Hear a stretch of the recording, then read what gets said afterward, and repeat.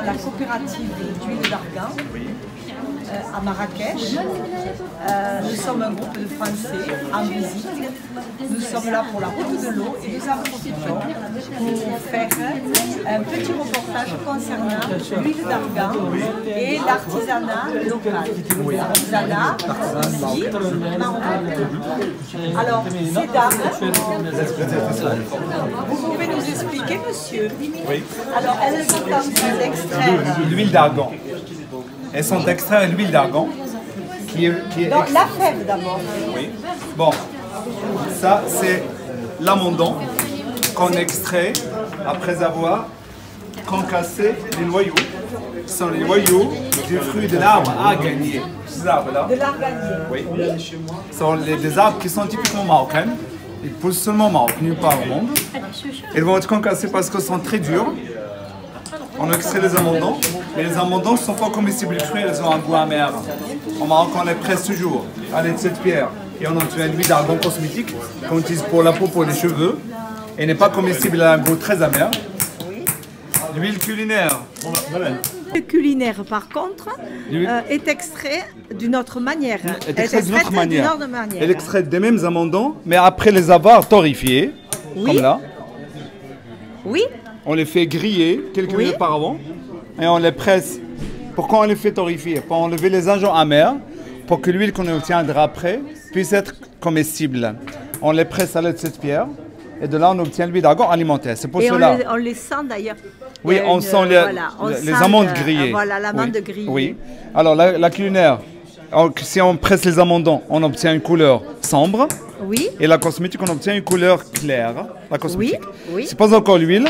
Elle doit presser jusqu'à ce qu'une pâte se forme à la fin. La pâte, elle va être malaxée à la main. oui, Et là, on obtiendra manuellement, on extrait l'huile d'argan. Mais il y a un reste de pâte qui reste, comme vous voyez là. Mais, comme vous remarquez, c'est encore huileux. oui. Mais ça, on ne jette pas. C'est ce Oui. qu'on prend comme base pour le savon d'argan. Ah, Donc, on obtient un savon d'argan qu'on utilise Oui. presque chaque jour à la maison pour nous laver les mains et le visage. C'est un savon 100% naturel. C'est comme le savon Marseille. alors, Oui. est-ce que vous pouvez me dire les propriétés de l'huile d'argan, d'abord culinaire? Bon, l'huile d'argan culinaire, elle est très riche en vitamine A, vitamine E, très riche en oméga 3. On utilise comme médicament, on conseille de boire pour diminuer le taux du mauvais cholestérol. Ça aide chez les gens diabétiques, mais diabète type 2, à stabiliser le taux de sucre.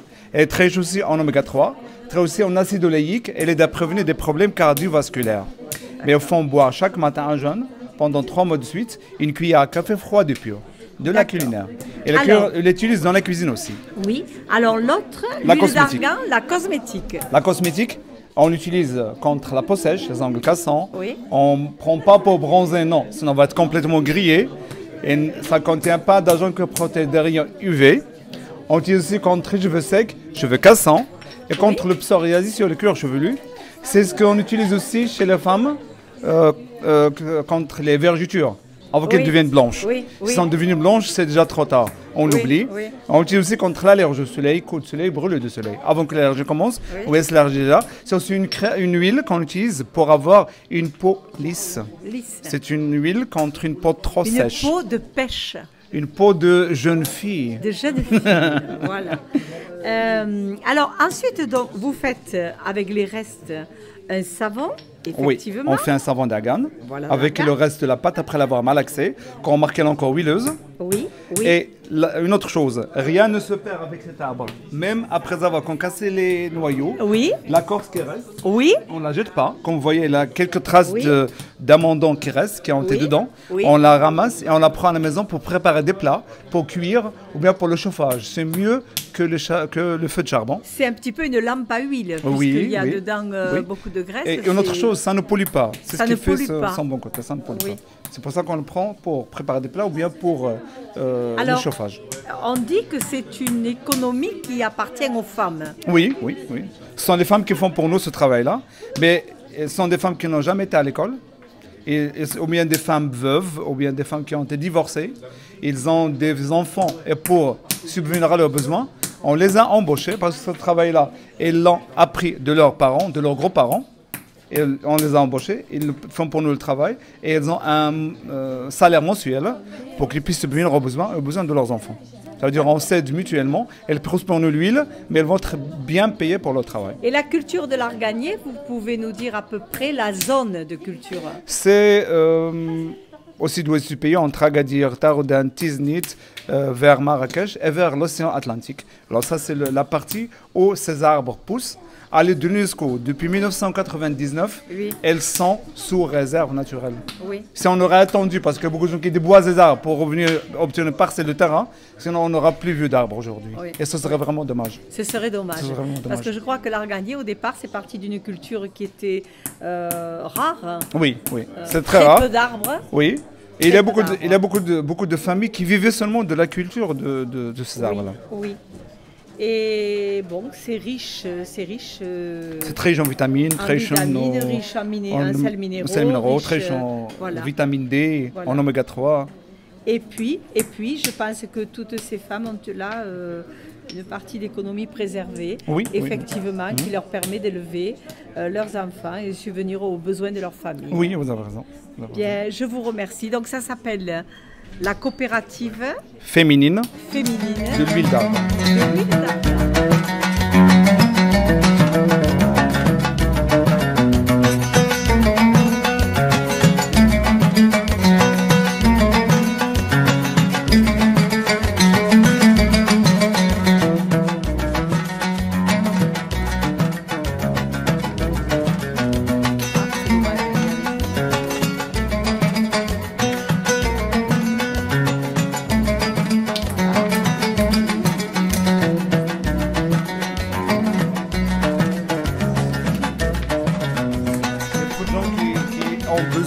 Beaucoup de gens qui ont besoin d'un médicament, bien, qui sont malades, qui cherchent une huile, qui cherchent une crème pour se faire beau. C'est en quelque sorte une herboristerie. C'est une herboristerie. Ici. Les gens viennent pour entendre les explications et ils viennent pour trouver un remède naturel, 100%.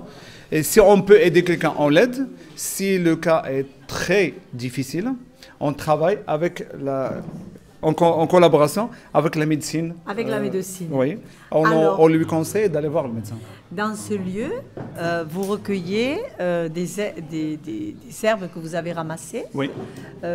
Mais également beaucoup d'épices, je vois. Beaucoup d'épices, oui. Donc le cumin. Le cumin, c'est ça. Le voilà. cumin, on utilise dans la cuisine comme épice. Oui. Et on utilise aussi comme médicament. C'est connu dans le monde entier, dans le Maroc, contre la diarrhée, brûlure d'estomac, contre la tourista.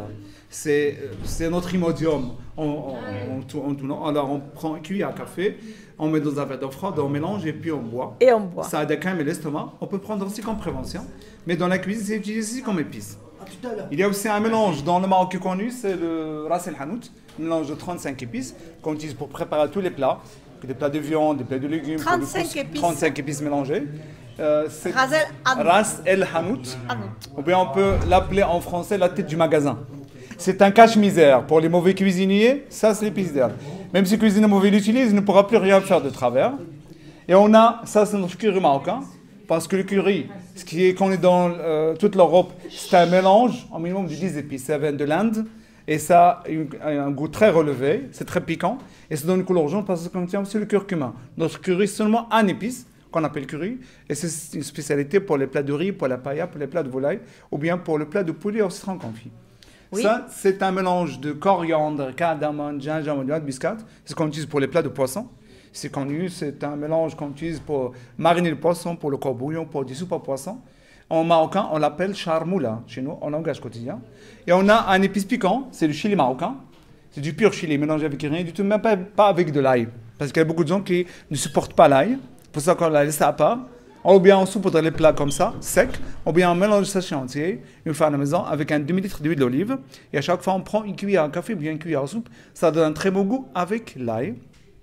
Et on a d'autres épices comme la... Et donc avec une huile d'olive, on peut le mettre également dans une salade. Oui. Et si on mélange à l'huile d'olive, ça peut se garder plus que 3-4 ans. Normalement, les épices au Maroc, on conseille une fois à la maison de les mettre dans des bocaux hermétiquement fermés en verre. Sombre ou non, c'est pas forcément obligatoire. Et ils peuvent les garder dedans 2 ans. Mais cette épice-là, mélangée à l'huile d'olive, on peut la garder plus que 3-4 ans. Et on a aussi le vrai safran, qui sont des filaments de cette plante, de Crocus sativus. Il y a beaucoup de gens qui vont dans l'extérieur, n'importe quoi. Mais chez nous, on a le vrai safran. Le vrai safran devient toujours comme ça. Oui. Il faut le mettre toujours dans l'eau froide si vous voulez savoir si le safran que vous avez acheté est vrai ou faux. Si ça devient comme ça, c'est du vrai safran. Si l'eau devient très vite rouge, après quelques secondes, c'est pas du vrai safran. Il y a beaucoup de gens qui colorient des pistes d'aloe vera, ben la barbe du maïs, qui est le ventre, qui est du vrai safran, partout dans le monde entier. Il y a beaucoup de gens qui utilisent le curcuma. Le curcuma, c'est le faux safran. On l'utilise si on ne peut pas se le procurer. Et ça, c'est le vrai safran. Ça sent toujours comme si on est chez le dentiste, c'est vrai. Ça sent la médecine. Et on l'utilise aussi comme médicament, parce que c'est très riche en fer, pour renforcer le système immunitaire et contre l'anémie, contre la carence en fer. Il faut en mettre chaque jour comme médicament 3 filaments dans un verre d'eau chaude, laisser infuser et boire. Un jour oui, un jour non, mais pour une cure de 3 mois de suite en minimum. Comme épice, on utilise le tout, liquide épice avec, ça veut dire l'épice, on peut le manger. On utilise aussi pour préparer des gâteaux, ça joue le rôle de la levée chimique, ça veut dire que les gâteaux puissent prendre du volume, du vrai safran. Aussi, comme toutes les épices, mettre dans un bocal hermétiquement fermé en verre à la maison, garder plus que 2 ans, plus vieux, plus concentré. Ah oui, le safran, ça peut se garder un peu plus que 2 ans. Oui. Bien fermé. Bien fermé, dans un bocal hermétiquement fermé en verre, pas forcément sombre, on peut le garder plus que 2 ans, plus vieux, plus concentré. Alors, je vois que là, vous avez des bocaux avec écrit verrues, eczéma, mycose. Ce sont des crèmes qui sont à base aussi d'huile d'argan cosmétique, qui contient d'autres ingrédients, d'autres plantes médicinales, qu'on peut utiliser pour guérir des maladies de la peau, des allergies de la peau.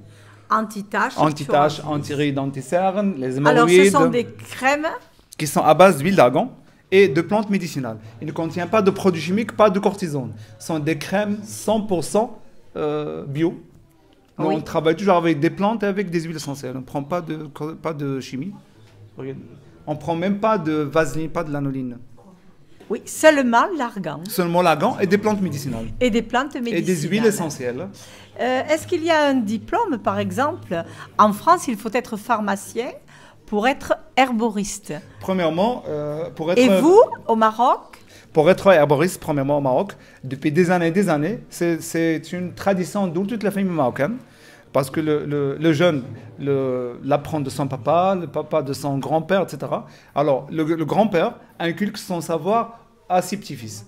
Mais maintenant, on a commencé au Maroc à l'étudier. Au minimum, on l'étudie comme matière principale 6 ans à la fac. Et comme matière secondaire, on peut l'utiliser 1 année, pas plus. Mais si il faut devenir herboriste, il faut l'étudier. Sinon, vous ne pouvez pas conseiller parce qu'il y a des plantes. Ce savoir est devenu académique. Académique, oui. Voilà. Il y a beaucoup de gens qui viennent demander un médicament, mais pour savoir une plante à utiliser, est-ce qu'on utilise les racines, ou bien on utilise les feuilles, ou bien on utilise les fruits, il faut étudier pour savoir ça. Sinon, on ne peut conseiller rien du tout et on ne peut faire rien du tout.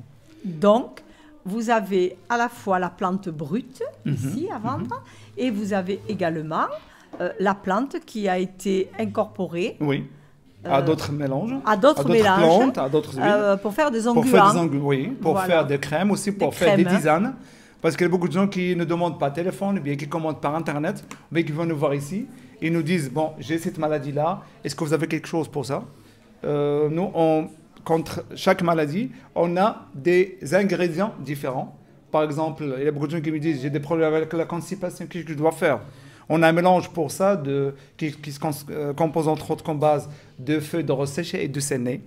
Le séné, c'est traditionnel, beaucoup de gens l'utilisent à lui seul. On fait la moutarde. Oui, mais maintenant on l'utilise comme médicament. Oui. Et ça a été dosé dans notre laboratoire. Et si quelqu'un suit la posologie qu'on lui donne, il n'aura pas d'effet indésirable. Alors, si je comprends bien, vous vendez également en Europe. Oui. Avec Internet. Avec Internet. Voilà. Il y a des gens qui commandent sur Internet, des gens qui commandent par email, par fax, par téléphone, et on envoie ce qu'ils ont commandé contre remboursement. Voilà, contre remboursement. Merci. De rien. Je veux remercier la chronique de Brigitte de s'être arrêtée dans notre arboristerie pour voir comment on fait pour produire l'huile d'argan et pour produire des produits qui sont à la base d'huile d'argan, plus des épices et des huiles, etc.